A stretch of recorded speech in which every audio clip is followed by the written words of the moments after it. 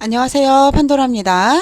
이번 시간에는요, 우리 판도라의 공동주택 격리실무 우리 결산 중에서 고유목적 사업 준비금, 연말전표, 이익잉여금에 대해서 이야기 나눠보도록 할게요. 여러분들 연말이 오니까 또 이제 슬슬 결산을 해야 되겠네요.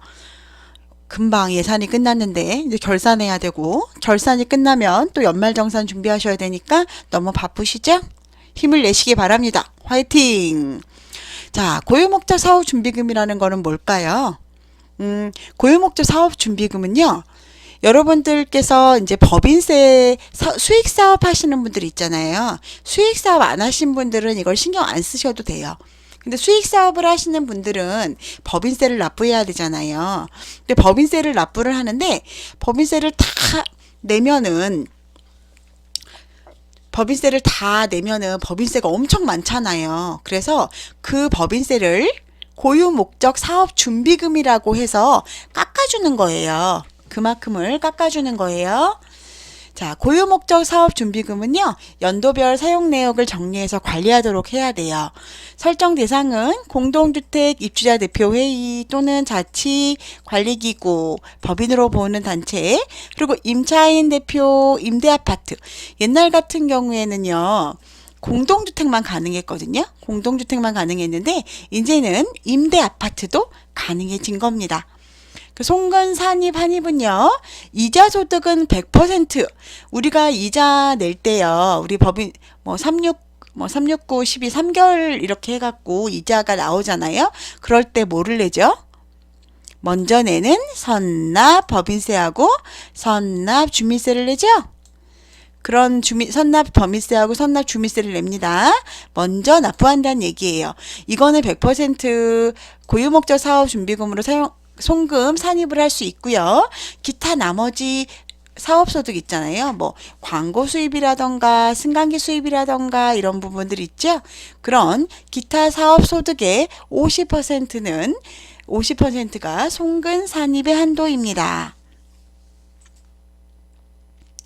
자, 사용은요, 송금 산입한 날인 속하는 사업연도 종료일부터 5년 안에 사용을 해야 돼요. 그러니까 말하자면, 우리가 이제 송금 산입이 됐잖아요. 그러면 사업 종료일, 그러니까 2022년에 우리가 지금 2020년이죠. 2020년에 사업 종료가 됐으면 2021, 2022, 2025년까지 다 사용을 해야 한다는 이야기겠죠. 사용 범위는 장기 수선비, 공동체 활성화 및 주민자치활동 촉진비, 관리비 차감.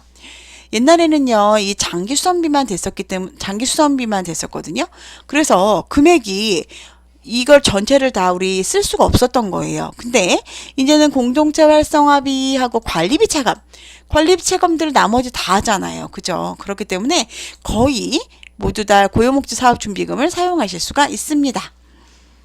특기사항은요, 5년 이내 미사용한 잔액은 입금에 산입하여 법인세에 가산한다. 그러니까 이자 소득은 100%, 기타 수입 사업 소득에는 50%를 송금 산입을 해주잖아요. 근데 이거를 5년 이내 미사용한 잔액은 입금에 산입해서 법인세에 납부해야 된다는 얘기예요. 회계 처리는 공동기여 수입하고 입주자 기여 수입으로 나누는데요. 공동기여 수입은 단체 지원금, 검침수당, 재활용수당 지급, 그 다음 예비비, 관리비 차감이라는 개정 과목으로 쓰고요. 입주자 기여 수입은 장기수선 충당금으로 적립을 합니다. 여러분, 이 부분에 대해서 잘 모르시어서 나중에 제가 이익잉여금 처분하는 거는 그것만 따로 교육을 한번 시켜드리도록 하겠습니다. 기타 사항은요, 현재 고유목적 사업준비금에 대한 회계 처리에 관한 의견이 이 회계사마다 좀 상이해요. 왜 그러냐면, 자, 고유목적 사업준비금 회계 처리를 해야 되는데, 여러분들 보시면 고유목적 사업준비금 부채, 고유목적 사업준비금으로 해서 12월 30일에 이렇게 회계 처리를 해요. 그러면 바로 부채에서 상계 처리가 돼요. 그럼 회계 처리에서는 실질적으로 이거는 회계에서는 영원으로 처리가 되잖아요. 이런 처리법이 맞지 않죠. 그래서 이게 웃긴 거는 회계적으로는 맞지 않는데 또 세법상으로는 고유목적 준비 사업준비금을 처리하는 게 맞아요. 그래서 예전에는 그 아파트 그 XPRP에서 하는 그 정부 그 세무주치 쪽에서는 이거를 그 회계 처리를 해라라고 이야기를 했었죠. 근데 이게 계속 이제 우리 회계사님들마다 말이 틀리잖아요. 그리고 이거는 해야 된다는 데도 있고 안 해야 된다는 데도 있고 그러기 때문에 제가 이제 이거를 여러분한테 하지 마라, 하라 이렇게 말은 못 하고요. 이거는 우리 그 위탁사 있잖아요. 위탁사에서 만약에 이거를 고유목적 사업준비금 이렇게 회계 처리를 해라 라고 하면 하시고 하지 말아라 하고 하시면 하지 않는 것이 맞는 것 같습니다. 책임은 위탁사에서 져 주시겠죠. 그죠? 자, 9번은 잡수입의 처분 기준은 공동 기여 수입은 하고 지금 입주자 기여 수입 이렇게 나눈다 그랬죠? 그래서 공동주택 회계 처리 규준이나 관리규약에 따라서 처분을 하시면 되고요. 이거는 여러분 단지 관리규약에 대해서 처분을 하시는 거예요. 그러면 공동기여 수입은 공동체 활성화 등 지출 관리비 차감 예비비 적립 그리고 입주자 기여분은 장기 수송 충당금으로 사용하시면 됩니다, 여러분.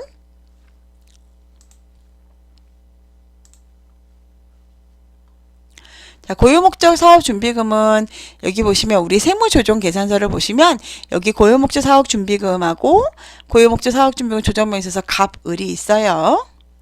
지출 내용이나 날짜 상호, 사업자 번호, 금액 등을 기록하시면 됩니다. 그리고 공동주택 연말 우리 말일전표를 좀 볼게요. 수익사업 단지만 이거를 하시는 거예요. 수익사업 하시는 단지만 우리 고유번호증 하시는 분들을 사용하시는 거 아니에요. 자, 추징이라는 게 뭘까요, 여러분? 여러분 제가 선납법인세랑 선납주민세 얘기했죠?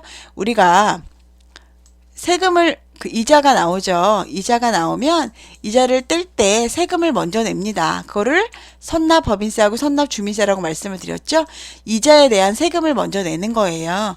그런데 이 선납법인세하고 선납주민세 미리 낸 금액보다 우리가 내야 할 법인세 비용이 많다 그러면 어떻게 될까요?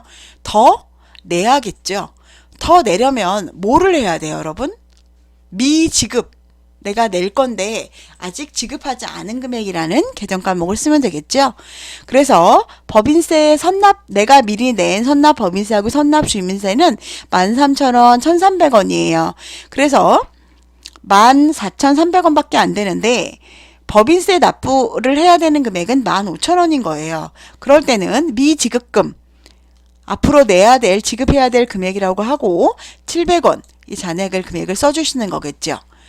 그리고 환급될 경우는 뭘까요? 내가 미리 낸 선납법인세가 선납주민세와 순납법인세 더한 금액이 내가 내야 할 법인세 비용보다 적으면 돈을 돌려받겠죠. 그래서 미수금이라는 계정 과목을 쓰게 되는 겁니다.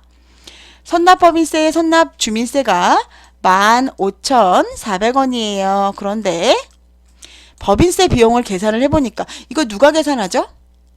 여러분들 못하죠. 그래서 뭐 세무사에서 맡기면 세무사에서 하기도 하고 또 만약 홍진에서 하는 홍진 업체에다 맡기기도 홍진에서 하시는 세무주치에 맡기기도 하죠. 근데 그 세무주치 자체가 홍진에서 계약한 그 세무사무소 뭐 회계사무소 이런 데예요. 여러분. 그래서 어쨌든 그런 데서 계산을 우리 해주실 거예요. 법인세 비용을. 그러면은 아까 말씀드린 대로 내가 낸 돈이 내야 할 돈보다 적으니까 다시 말씀드릴게요.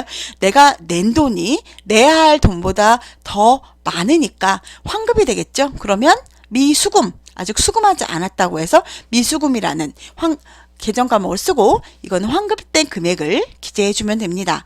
15,400원을 냈는데 15,400원을 미리 냈는데 그중에 15,000원을만 내래요. 그러면 나머지 400원은 환급받겠죠? 그래서 미수금 계정 과목을 쓰는 겁니다. 전표 미입력을 이걸 하잖아요. 그러면 당기순이익이요. 당기순이익, 이 법인세 비용, 이 선납법인세, 선납주민세 법인세 비용으로 해서 이 당기순이익 계산하잖아요. 과소계상이 될 수 있어요, 여러분. 이자 수입이나 이런 부분이.